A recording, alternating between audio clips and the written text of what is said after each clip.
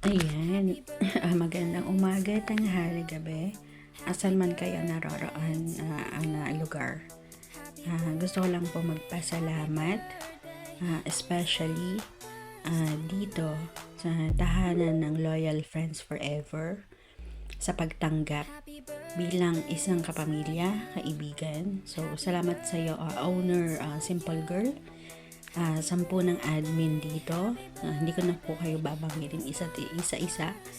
Pero thank you. Thank you sa pag-welcome nyo sa akin dito sa bahay na ito. At salamat kasi nabigyan ako ng pahintulot na dito mag-celebrate ng akin 40th birthday. So, it's an honor. It's my pleasure na makapagbigay din ng saya sa ating mga kapwa emo users, sa mga ating mga tambayers dyan always sa baba.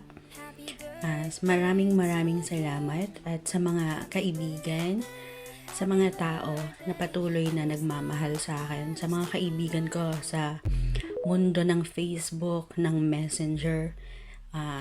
Kaibigan ko po sila 4 years na since nag-abroad po ako, na hanggang ngayon is continue yung pagkakaibigan sa inyo. Hindi ko na rin kayo babanggitin, alam nyo kung sino kayo. So, salamat sa mga nanatili na kaibigan ko.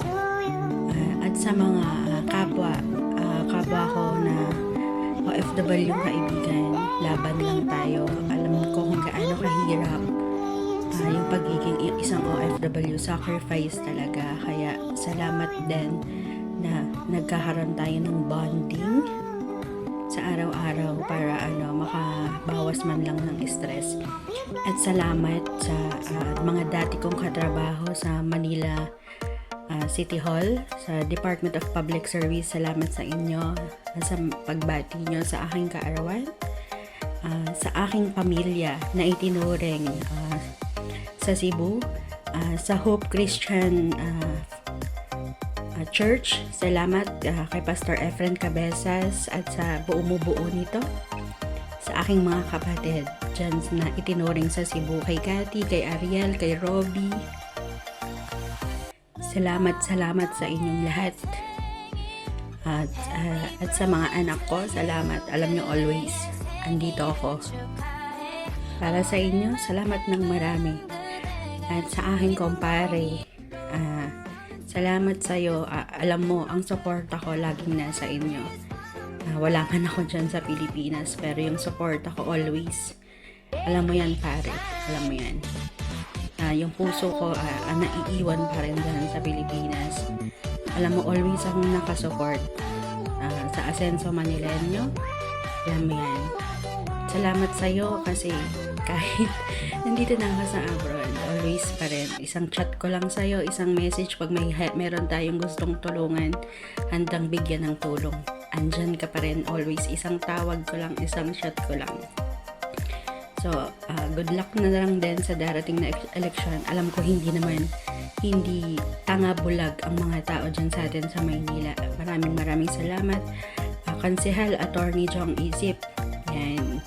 Salamat sa iyo, pare. Salamat. At muli po, ako po ay buong pusong nagpapasalamat sa mga kaibigan ko sa naging party po ng journey ko sa Pilipinas, kay Ate Lilian, sa buong samahan ng MNC, ng North Homes Association. Salamat. Namimiss ko yung pagtulong. Lahat. And salamat. Alam nyo yan, guys. Alam nyo yan. Yung puso ko is nasa pagtulong talaga.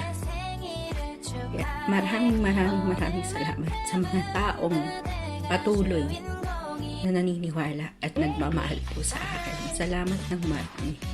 At especially, itong pasasalamat na to ay ibinibigay ko ng taas ng papuri sa dakilang Diyos na may likha. Thank you po, Lord, sa another year ng aking buhay na alam ko patuloy niyo po akong ginagabayan. Maraming salamat po. Ito po ay luha. luha ng kagalakan ng kasayahan na pagsa-celebrate ko po ng aking 40th birthday.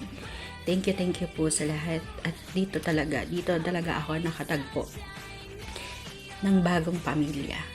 Sa Loyal Friends Forever owner, salamat. Thank you po. And have a nice day to everyone. Magandang umaga, magandang tanghali, magandang gabi, saan man kayo naroroon sulok ng mundo. Thank you po. Maraming salamat. I love you all guys. Mwah mwah.